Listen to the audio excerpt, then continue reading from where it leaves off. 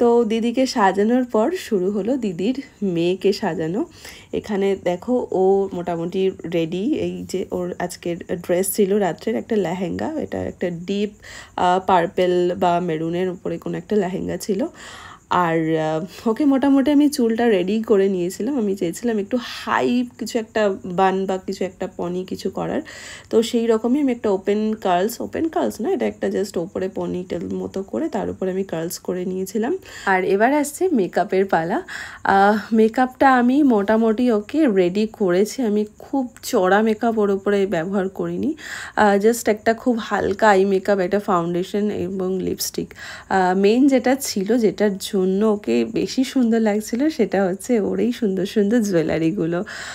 দিদি তো ওকে একটার পর একটা জুয়েলারি পরিয়েই যাচ্ছিল, আর ও জানি না কেন খুব একটা বেশি কমফর্ট হচ্ছিল না জুয়েলারির সাথে, বলছিল না না আর পরবো না। বাট ওই যে ওর মুখটার এক্সপ্রেশন দেখেই মনে হচ্ছে যে ও কতটা চাইছিল না এগুলো পরতে। যাই হোক, বার্থডে বলে কথা, তাই দিদি চেয়েছিল নিজের মেয়েটাকে যেন রাজরানীর মতো লাগে, তো সেইভাবেই ওকে সাজাচ্ছিল। আর সেদিন আবার ছিল চন্দ্রগ্রহণ, তো চন্দ্রগ্রহণ দেখতে দেখতেই বাড়ির পথে আমিও রওনা দিলাম। চলো টাটা।